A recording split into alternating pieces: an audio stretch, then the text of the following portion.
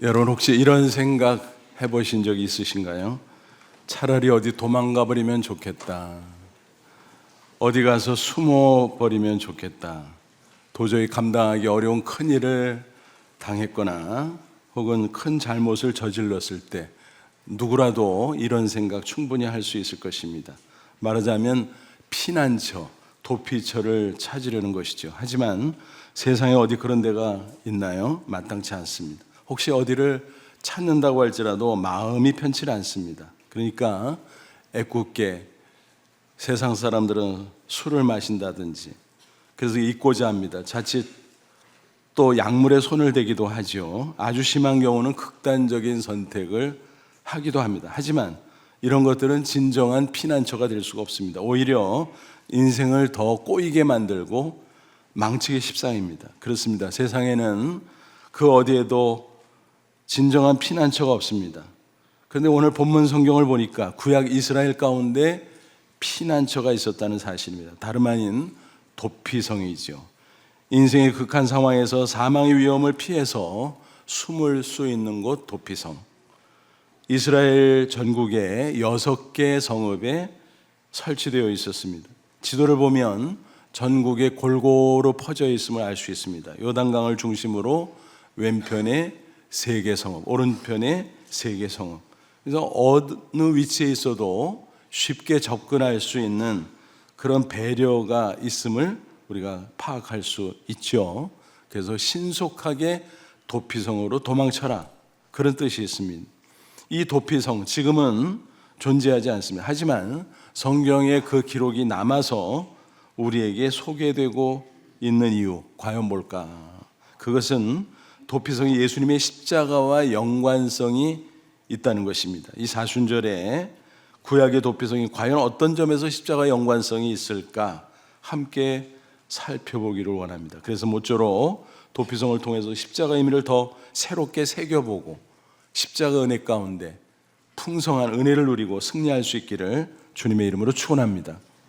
먼저 도피성과 예수님의 십자가 연관성을 하나하나 따져보죠. 도피성은 사람들이 고안한 게 결코 아닙니다. 그것은 하나님의 아이디어였습니다. 본래 하나님께서 모세에게 명령하셨죠. 그런데 세월이 흘러가 모세는 떠나고 여호수아가 이스라엘 백성들을 이끌어 가나안 땅에 들어갔습니다.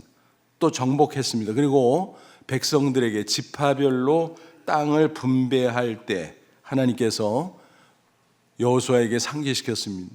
내가 예전에 모세에게 얘기했지? 그건 네가 실행해라. 그대로 해라. 그렇게 말씀하셨습니다. 그래서 도피성 설치를 재확인시키고 그 설치 목적이 무엇인가를 인식시켜 주십니다. 3절 보시면 부지 중에 실수로 사람을 죽인 자를 그리로 도망하게 하라. 이는 너희를 위해 피의 보복자를 피할 곳이니라 그랬습니다. 부지 중에 실수로 뭐예요? 자해가 고의적이 아니라 어떻게 하다가 잘못돼서 우연히 우발적으로 살인을 저지르게 됐다는 것입니다. 그래서 그런 사람을 오살자라고 하죠. 그런 경우 도피성으로 도망하도록 하라. 그래서 피의 보복자로부터 피하게 해줘라라는 것입니다. 예를 들면 이런 겁니다. 산에 가서 나무를 하고 있었어요. 근데 도끼날이 자루에서 빠져나가서 휙 하고 날아가더니 지나가는 사람을 쳐버렸습니다. 근데 그 사람이 그냥 죽고 만 거예요. 얼마나 어이가 없고 기가 막힙니까? 어쩔 줄 모르죠. 이런 경우 어떻게 하면 좋겠냐라는 것입니다. 물론 사람을 죽인 것은 이유 여하를 막론하고 분명히 범죄죠. 하지만 실수로 우발적으로 살인을 했는데 그 사람마저 죽인다면 연쇄적으로 보복이 보복을 낳고 살인이 연속적으로 이루어질 수밖에 없을 것입니다. 그러면 사회가 극도로 혼란에 빠질 게 뻔합니다. 하나님은 인간의 생명을 소중히 여기십니다. 그래서 보호하기 위해서 이런 도피성 제도를 제정하셨다는 것입니다. 그러니까 인명을 중시하는 하나님의 사랑이 취지입니다. 동시에 모든 일을 공평하게 처리하시는 하나님의 공의도 반영되어 있습니다. 물론 고의로 살인한 사람, 그 사람을 위해서는 해당 사항이 없습니다. 그런 사람은 다른 방법이 없어요. 죽임을 당할 수밖에 없습니다. 피의 보복자가 그래서 있는 것입니다. 피의 보복자라는 것은 피살자의 원수를 갚는 사람, 그런 뜻이에요. 누가 갚는가? 피살자의 가장 가까운 가족이나 친척 순서로 그것을 담당하게 됩니다. 그 사람이 살인자를 죽인다고 할지라도 이스라엘 사회에서는 누구도 문제 삼지 않습니다. 왜냐하면 그것이 이스라엘의 율법이었기 때문입니다. 그런데 실수로 우발적으로 살인했다? 그런 경우는 예외를 두자라는 것입니다. 그래서 그 사람은 얼른 도피성으로 도망가라. 그러면 살 길이 있다는 것입니다. 9절 보세요. 누구든지 부지 중에 살인한 자가 그리로 도망하여 그가 회중 앞에 설 때까지 피의 보복자의 손에 죽지 아니하게 하기 위함이라. 무슨 얘기예요? 오살자는 무조건 전속력으로 도피성으로 도망쳐라라는 것입니다. 그래서 언제까지 일단 보호가 되냐면은 회중 앞에 설 때, 그건 뭐냐면 재판을 받을 때까지. 그래서 재판 절차를 거쳐서 뭐예요? 정말 실수로 죽였냐 아니면 고의로 죽였냐, 그것을 판단하게 됩니다. 그래서 고의로 죽였으면 내쫓죠. 그럼 보복자에 의해서 죽임을 당할 수밖에 없고, 그럼 뭐 당연한 거죠. 그런데 오살자다 그러면 그게 확인되면 도피성 안으로 받아줍니다. 그리고 적극적으로 보호를 하게 되죠. 그런데 흥미로운 중요한 한 가지 사실은 뭔가요? 도피성에 이렇게 도망가서 그곳에 살던 사람이 완전한 자유의 몸이 될 수도 있다는 것입니다.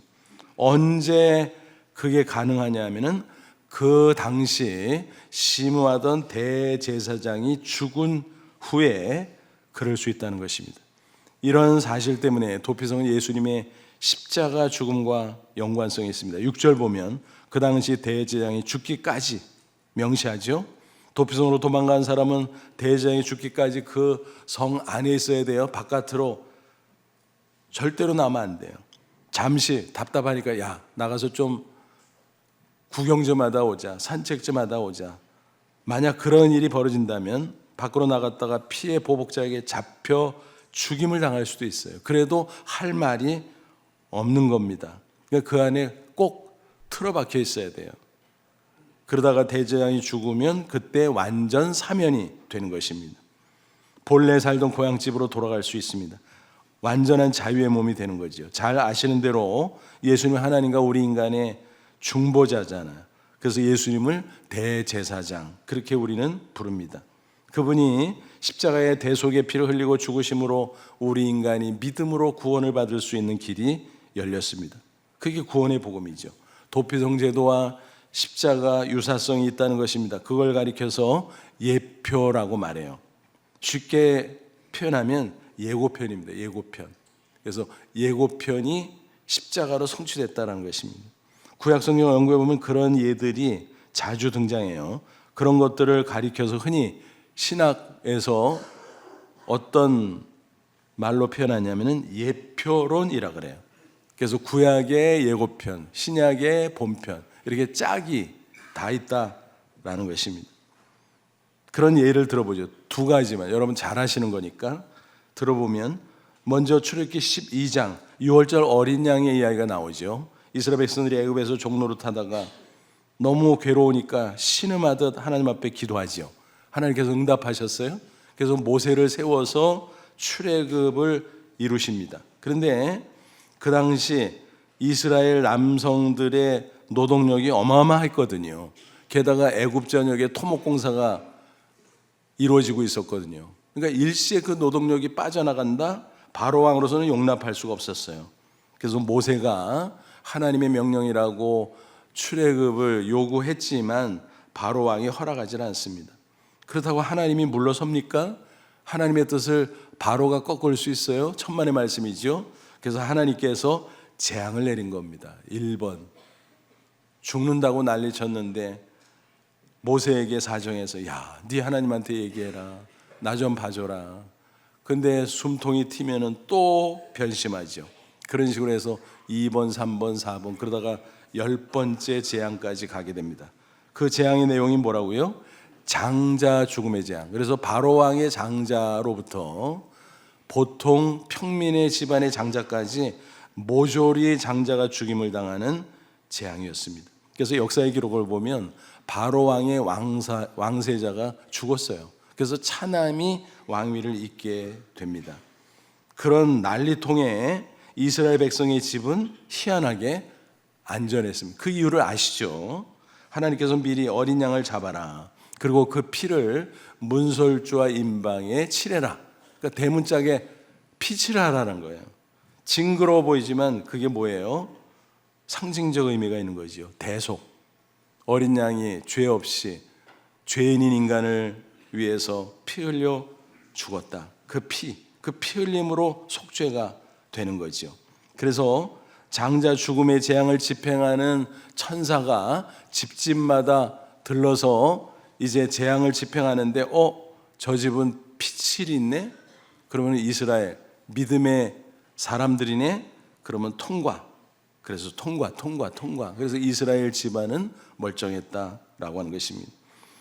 그렇게 해서 출애굽이 이루어지는데 그것을 기념하는 이스라엘의 절기가 뭐라고요?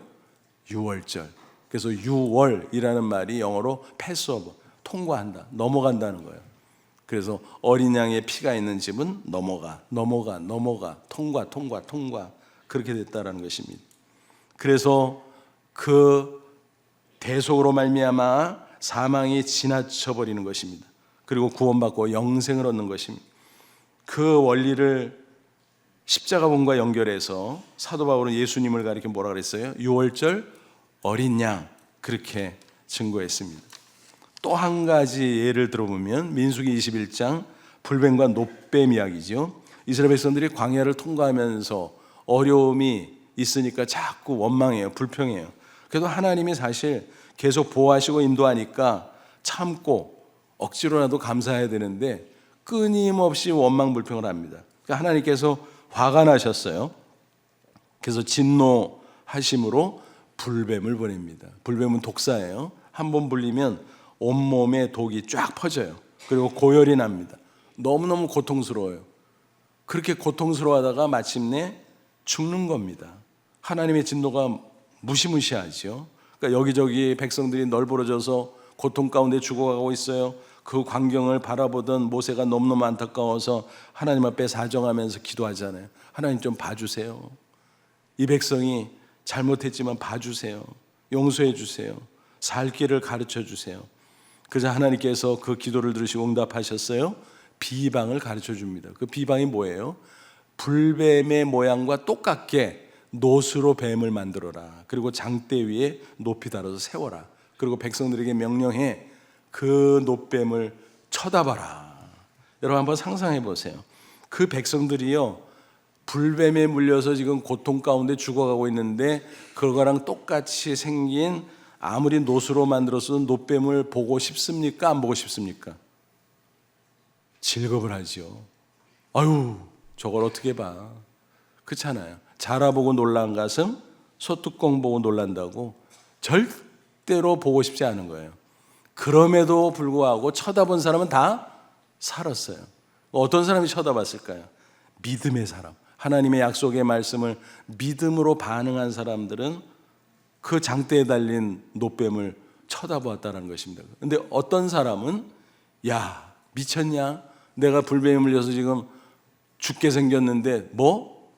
놋뱀을 보라고? 질겁을 하면서 손사래를 치고 쳐다보질 않아요. 그 사람은 그냥 그러다가 죽었겠죠. 그래서 이 놋뱀이 중요한데, 그렇다고 놋뱀 자체에 어떤 마력이 들어있다, 그렇게 오해하면 안 돼요. 구약의 역사를 보면 이스라엘 백성들이 그걸 오해해가지고 그걸 우상, 신주 딴지처럼 모셨어요. 거기다 절하고 거기다 제사하고. 그러니까 하나님께서 혼내시고 그것을 없애도록 조치하셨죠. 그러니까 놋뱀 자체는 아무것도 아니에요.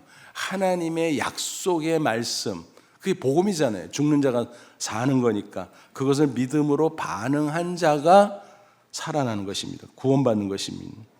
그래서 이 놋뱀 역시 십자가의 예표다. 예수님께서 직접 밝히셨잖아요.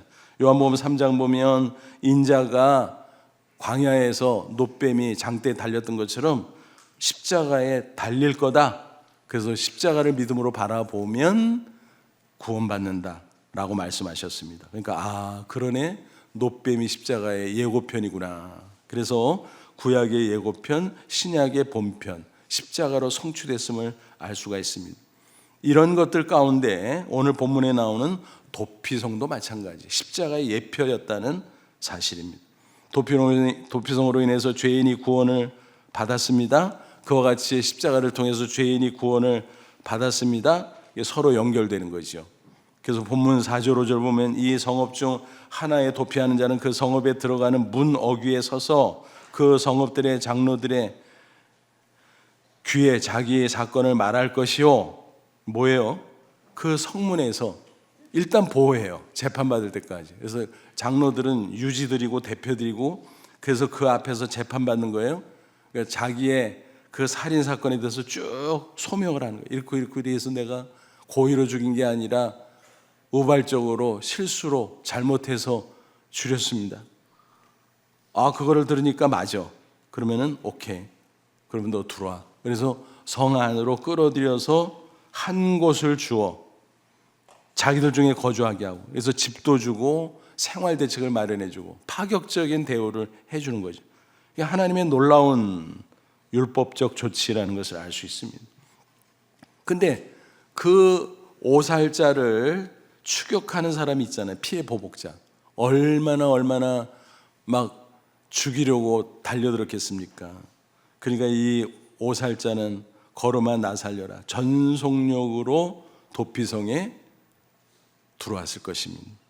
그래서 어쨌든 분리가 되어서 피해 보복자가 그 뒤를 따라온다고 할지라도 그들은 그 살인자를 그의 손에 내주지 말지니 적극 보호하라는 것입니다. 이는 본래 미워함이 없이 부지 중에 그 이웃을 죽였습니다.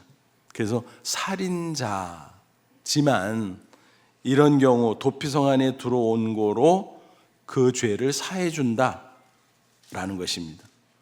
그래서 살려준다라는 것입니다. 6절, 그 살인자는 회중 앞에 서서 재판받기까지, 그래서 보호하고 재판받는다 그랬잖아요. 또는 이제 재판이 끝났어, 인정이 됐어, 그러면 성 안에 들어와서 거주하는데 그 안에서 어떻게 해요? 그 당시 대제장이 죽기까지 그 성읍에 거주하다가 그 후에 그 살인자는 성은 자기가 도망하여 나온 자기의 성읍, 자기 집으로 돌아갈지니라 그랬습니다. 그러니까 언제까지 그 안에서 거주해야 되냐면은 대제사장, 그 당시에 심우하던 대제사장이 죽은 그 직후까지라는 것이. 그때는 완전히 벗어납니다. 자유의 몸이 됩니다. 밖으로 나가 돌아다녀도 과거의 그 살인죄에 대해서 아무도 물을 수가 없습니다. 그래서 이런 도피성 구원은 곧 십자가 구원과 같다고 볼 수가 있습니다. 물론 이미 말씀드렸지만 오늘날 도피성은 없어요. 있을 필요도 없어요. 왜냐하면 영화의 경우 따져보면요, 예고편을 계속 보여주잖아요. 그러다가 본편이 딱 상영되면 예고편 끝. 누가 예고편을 봐요? 본편이 중요하지. 그래서 예수님의 십자가 등장함으로 도피성 사라졌다, 필요 없다. 다만 성경의 기록이 남아서 우리가 참조하고 도피성을 그래서 설치했구나, 그런 의미가 있었구나, 알고 보니까 십자가하고 의미가 같네. 그렇게 우리가 연결해서 십자가에 대한 의미를 좀 더 마음속에 새기게 되는 것입니다. 이처럼 도피성을 통해서 십자가를 바라볼 때 그 구원은 구체적으로 어떤 내용일까요? 세 가지로 요약해드리면, 첫째는 죄에서 구원받는 것입니다. 그래서 도피성에 들어가면 살인죄가 사해지는 거예요. 그렇지 않아요? 묻지 않는 거예요. 인간은 죄로 말미암아 정죄받잖아요. 그리고 죄에 붙잡혀 속박되잖아요. 그러다 보니까 양심의 가책을 느끼죠. 영혼이 괴로워지는 것입니다. 한 번은 이런 영화를 봤어요. 장면 가운데 살인범을 추격하던 한 형사가 피의자를 딱 잡았어요. 근데 피의자가 오히려 큰 소리 치면서 대드는 겁니다. 당신 증거 있어? 체포해 가봐. 어떻게 하려고? 증거 없잖아. 그러니까 형사가 그 현실을 인정할 수밖에 없죠. 분명한데 증거가 없는 거예요. 약이 너무 올랐습니다. 분명한데 물증이 없어. 그래서 포기할 수밖에 없어. 그래서 약이 오른 나머지 이렇게 쏘아붙였습니다. 그래, 나는 너를 체포할 수 없다. 하지만 너는 평생 양심의 가책으로 죗값을 받으며 살 거다. 이놈아. 그렇게 얘기한 겁니다. 맞잖아요. 붙잡혀가지 않고 감옥에 들어가지 않아도 양심이 그 죄로 말미암아 얼마나 고통스러울까. 그 고통 다 받아라. 그렇게 쏴붙였다라는 것입니다. 그렇습니다. 모든 인간은 겉으로 멀쩡한 것 같지만 자신의 죄로 인해서 영혼의 고통을 당하면서 살게 돼 있습니다. 그러므로 세상의 온갖 부귀영화를 누린다고 할지라도 영혼의 참 평안과 만족이 없어요. 죄 사함을 받기까지. 그래서 대속의 십자가가 중요한 거예요. 십자가 앞에 나오는 모든 죄에서 사함받고 구원받을 수 있어요. 사도 바울이 그 사실을 로마서 8장 1절에서 선언했어요.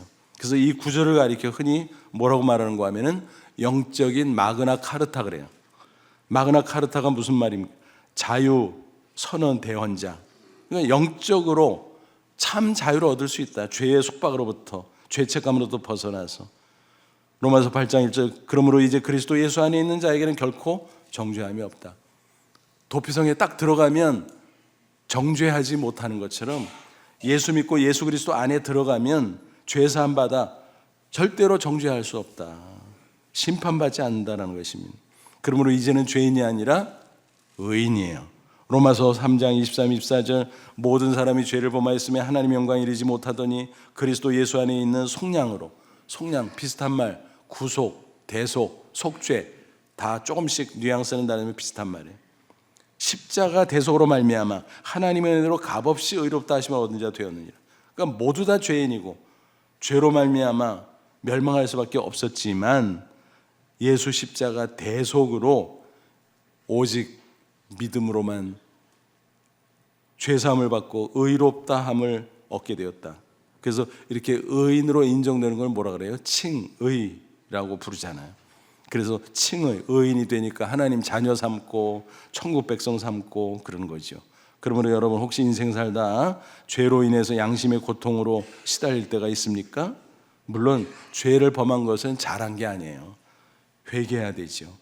그러나 어쨌든 예수님께서 이미 나를 위해서 십자가에서 대속의 피를 흘리셨기 때문에 내가 십자가 앞에 나가 얼마든지 자백하면 어떤 죄라도 계속해서 사함을 받을 수 있다는 사실 잊지 마시기 바랍니다. 그러면 어때요?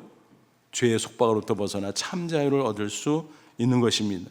이사야 55장 7절 악인은 그 길을 불의한 자는 그 생각을 버리고 여호와께로 돌아오라. 회개하고 하나님께 돌아오라. 도피성 안에 들어가듯이 주님 앞에 돌아오라. 그러면 그가 긍휼히 여기시리라.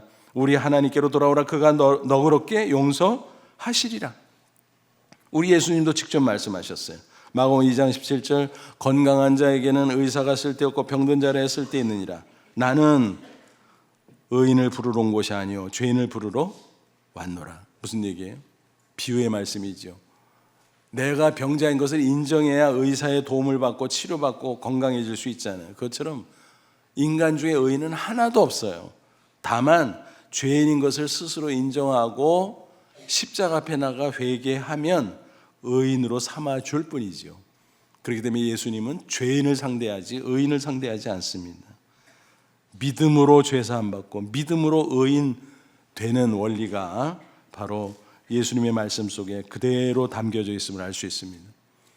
이게 정말 중요합니다. 사람에게서 용서받는 것도 중요하죠. 잘못했으면 사과하고 용서를 빌고 용서받고 그래야 마음에 평안을 얻을 수 있잖아요. 하지만 인간의 영혼은 그것으로 불충분해요. 죄의식으로 인해서 계속 괴롭습니다. 결국은 하나님과의 관계에서 풀어야 돼요. 궁극적으로. 그래서 하나님 앞에 용서를 받아야 돼요. 죄사함을 받아야 돼요. 그럴 때 비로소 참 자유가 있다는 사실입니다. 또 그것을 가능케 하는 게 뭐예요? 십자가 대속의 은혜인 것입니다. 여러분 오래된 사건입니다만 칼기 폭파 사건이 있었잖아요. 그때 범인 가운데 김현희 씨가 체포됐죠. 자결하라고 했는데 신속하게 재갈을 물려서 체포해서 데려왔잖아요. 나중에 사형은 면했지만 그리고 유가족과 온 국민 앞에 눈물로 용서를 빌기는 했지만 그 양심이 어찌 자유로울 수 있었겠습니까? 그렇잖아요. 무수한 생명을 죽인 그 죄책감에 시달렸습니다. 그도 인간인데, 그죠? 그러던 중 여간수로부터 십자가 복음을 들었습니다. 사람 아무리 빌고 아무리 용서를 구해도 그 영혼의 죄책감을 이길 수는 없었는데 복음을 듣고 믿음으로 하나님 앞에 죄사함을 받게 됐습니다. 그래서 평생 반성하고 반성을 했지만 그래도 죄의 속박으로부터는 벗어날 수 있었다라는 것입니다. 만약 십자가 복음을 듣고 믿고 그 기회가 없었다면 아마 그 사람은 한시도 편하게 살기 어려웠을 것입니다. 어쩌면 너무너무 괴로워서 인생을 일찍 마쳤을지도 모릅니다. 그러니까 십자가 복음은 그렇게 놀라운 것입니다. 한 통계를 보니까 우리 한국인 10명 중 무려 4명이 우울감으로 살아간다고 합니다. 그 원인이 뭘까? 뭐 이런 사정 저런 사정 이런 문제 저런 문제 때문에 그러겠죠. 그러지만은 겉으로 보면 각각 그렇게 다른 것처럼 보이지만 파고 들어가면 영적으로 볼 때 결국 죄 문제라는 사실을 알 수 있습니다. 십자가 앞에 나가 무거운 죄짐을 내려놓을 때 비로소 참 자유롭고 기쁨으로 살아갈 수 있다라는 사실 우리는 잊지 말아야 할 것입니다. 아무쪼록 이 사순절에 저와 여러분도 십자가 앞에 나가 혹여라도 하나님 앞에 거리끼는 것이 있다면 다 내려놓고 또 자백할 수 있기를 바랍니다. 그래서 십자가 피로 깨끗하게 씻음받고 이제는 죄책감이나 속박에서 벗어나 영혼의 참자유와 기쁨을 누리며 살아가시기를 주님의 이름으로 축원합니다. 둘째, 십자가 구원은 사망에서 구원받는 것입니다. 도피성에 들어가면 죽을 사람이 살잖아요. 마찬가지 십자가 앞에 나가 믿음으로 고백하면 사망에서 생명으로 옮겨지는 것입니다. 모든 인간은 다 죽게 되잖아요. 죽음을 피할 수 있는 사람은 단 한 명도 없잖아요. 히브리 9장 27절 한 번 죽는 것은 사람에게 정해진 것이 그 후에는 심판이 있으리니 그러므로 죽음의 문제는 의식하든 의식하지 않든 인생에서 가장 고질적인 문제입니다. 죽음이 닥쳐오기 전에도 항상 죽음의 어두운 그림자가 우리 인생을 뒤덮고 있다는 사실입니다. 하지만 십자가 앞에 나오면 사망을 이기고 영생할 수 있어요. 죽음의 어두운 그림자를 물리칠 수 있어요. 예수님께서 요한복음 11장 25절 26절 말씀하셨잖아요. 나는 부활이요 생명이니 나를 믿는 자는 죽어도 살겠고 무릇 살아서 나를 믿는 자는 영원히 죽지 아니하리니 이것을 내가 믿느냐? 예수님을 믿으면 죽어도 산다는 얘기가 뭐예요? 예수님 믿음으로 죄와 사망에서 구원받으면 죽어도 산다. 육신적으로 죽을 수 있다. 다 죽으니까. 그러나 그거는 끝나는 게 아니다. 천국이 있고 여전히 영생한다라는 것입니다. 또 육신이 흙으로 돌아갔다고도 장차 예수님 재림할 때 부활하잖아요. 그러므로 살아서 믿는 자는 영원히 죽지 않는 것이다. 그죠? 죽어도 살고 죽어도 천국이고 또 그 후에 부활이고 그래서 나를 믿는 자는 죽어도 살고 살아서 나를 믿는 자는 영원히 죽지 아니할 것이다. 예수님 말씀하셨습니다. 십자가 앞에 나가면 이런 놀라운 축복을 우리 모두가 받게 되는 줄로 믿습니다. 인도의 콜카타에 가면 단기 선교 방문 중에 짬이 나면 이제 팀원들이 그곳을 방문하는 경우가 있는데 어떤 곳이냐 하면 마더 테레사가 설립한 사랑의 선교에서 운영하는 죽음의 집입니다. 거기는 오갈 데 없는 천한 인생들, 노숙자, 빈사 상태, 중환자들 그런 사람들이 마지막으로 그곳에 옵니다. 도피성과 같은 곳이죠. 거기서 치료를 잘 받고 건강해서 나가는 사람도 간혹 있기는 하지만 대부분은 그곳에 있다가 임종을 한다고 합니다. 육신적으로 보면 정말 불쌍하기 짝이 없죠. 그런데 놀랍게도 그들의 표정이 밝아요. 다가가서 손을 내밀고 만져만 줘도 너무 기뻐하고 고마워하는 것을 볼 수가 있습니다. 어떻게 그럴 수 있을까요? 죽음이 눈앞에 있는데 그 이유는 십자가 안에는 천국의 소망을 얻었기 때문입니다. 영생의 확신을 얻었기 때문입니다. 죽어도 살고 영원히 죽지 않는 것을 확신하기 때문이다 라는 것입니다. 우리도 마찬가지입니다.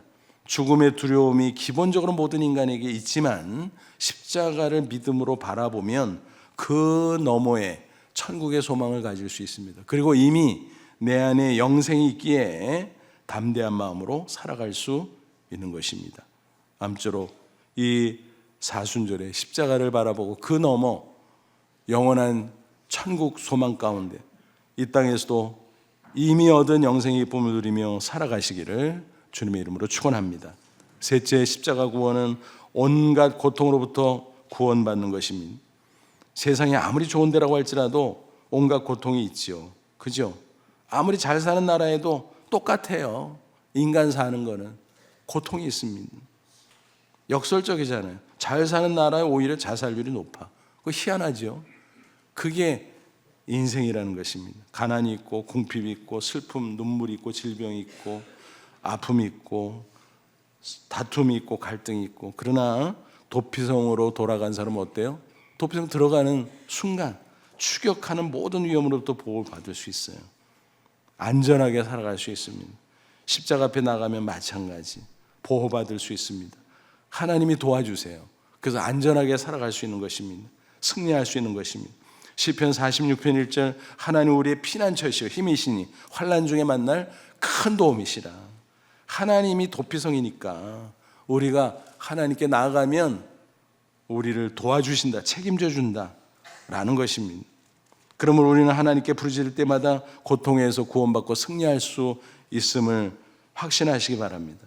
시편 62편 8절 백성들아 시시로 그를 의지하라, 그 앞에 마음을 토하라.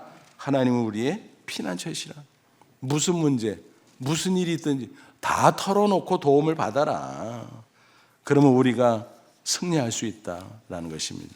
그러므로 여러분 막막할 때, 답답할 때 딴 데 기웃거릴 필요 없어요. 이 사람 저 사람에게 도와달라고 그럴 필요도 없어요. 오직 십자가 앞에 나아갈 수 있기를 바랍니다. 괴로우면 예수님의 품속에 파고 들어가시 바랍니다. 아이들이요, 무서운 일 생기면 엄마 품에 파고 들어가요. 그러면 되는 거예요. 그곳이 안전지대인 것입니다. 엄마 품속이 안전지대인 것처럼 예수님의 품속이 안전지대인 줄로 믿습니다. 여러분, 다람쥐 우리가 잘 알잖아요. 다람쥐 얼마나 체구가 작아요? 숲속에 다람쥐보다 작은 동물이 있을까? 있겠죠. 그런데 거의 다람쥐보다 큰 것들이죠. 근데 그 작은 체구인데 얼마나 위험할까 싶지만 숲속에서 잘 살아남습니다. 그 생존의 비결이 뭘까? 다람쥐 나름대로 호신술이 있어요. 뭘까요? 위험한 동물이 눈에 띄면, 다가오는 것 같으면 어떻게 해요? 바위 틈으로 쏙 들어가면 돼요. 그럼 뭐 맹수라도 어떡할 거야? 자기가 뭐 바위를 쪼갤 거야? 어떻게 쪼개? 맹수라도 어쩔 수 없는 거예요. 그래서 안전할 수 있는 거죠. 바위 속에 쏙 들어가면. 우리도 마찬가지. 어렵고 힘들고 답답할수록 예수님 품 안에 쏙 들어가면 돼요. 그러면 안전합니다. 요한일서 5장 18절 하나님께로부터 나신 자 예수님이 성령이 그를 지키심에, 우리 성도를 지키심에, 그리스도인을 지키심에 악한 자가 그를 만지지도 못하느니라. 사탄이 건드리지도 못한다 그랬어요. 세상에 이런저런 고통이 터치하지 못한다는 것입니다. 여러분, 노다지라는 말을 알잖아요. 그 유래를. 옛날 금광에서 서양 사람들이 금을 캐서 상자에다가 이렇게 다 넣어서 이제 포장을 하고 그 겉에다가 써붙였다 그러잖아요. 건드리지 말라고. 이게 얼마나 비싼 건데, 그죠? 뭐라고 써붙였어요? 노터치. 근데 한국 사람들 영어 못할 때니까 노터치 듣다가 노다지. 그래서 금광, 그거는 노다지라고 부르게 된 거 아니겠습니까? 그래서 노다지는 노터치예요. 여러분, 십자가를 믿는 우리 그리스도인은 노다지예요. 하나님 앞에 가장 소중한 존재이기 때문에 노다지죠. 악한 사탄과 세상의 위험과 고통이 우리를 아무리 추격한다고 할지라도 결코 우리를 넘어뜨릴 수 없습니다. 건드리지 못합니다. 도피성 되시는 예수 그리스도께서 우리를 품에 안아주시고 지켜주시고 승리케 해주실 줄로 믿습니다. 그러므로 항상 주님 안에 거하십시오. 다른 데 가서 기웃거릴 필요 없어요. 사람한테 뭐 도와달라고 굽실거릴 필요도 없어요. 십자가 앞에 나가 부르짖으면 됩니다. 도움을 요청하면 됩니다. 그러면 주께서 우리를 안전하게 지켜주시고 승리케 주실 줄로 믿습니다. 미국의 백화점 체인이 여러 가지인데 그 중에서 JC 페니 백화점이 있어요. 굉장히 많죠, 전국적으로. 근데 그 브랜드는 창업자의 이름을 딴 겁니다. 제임스 캐시 페니. 그래서 JC 페니, 이게 약해서 브랜드를 만든 거지요. 근데 그는 어린 시절 가난한 시골 교회 목사의 아들로 태어났습니다. 뭐 어려서부터 신앙교육을 잘 받았겠지요. 근데 이제 장성에서 도시로 나가고 사업을 하고 그러다 보니까 아무래도 신앙에 게을러졌던 것 같아요. 그래도 사업이 제법 됐어요. 좋아라 했는데 이게 뭐지? 시련이 닥치기 시작했습니다. 가정적으로도 결혼했는데 부인이 사망했어요. 그래서 슬픔을 또 이제 삼키고 마음을 추스리고 재혼을 했어요. 두 번째 아내. 그런데 그도 사망했어요. 얼마나 기가 막혀요. 그 고통이 얼마나 컸겠습니까? 그러던 중 또 사업에 어려움이 닥쳤어요. 1929년 경제공황이 있었잖아요. 백화점 사업 큰 데미지를 받고 망할 지경에 처했습니다.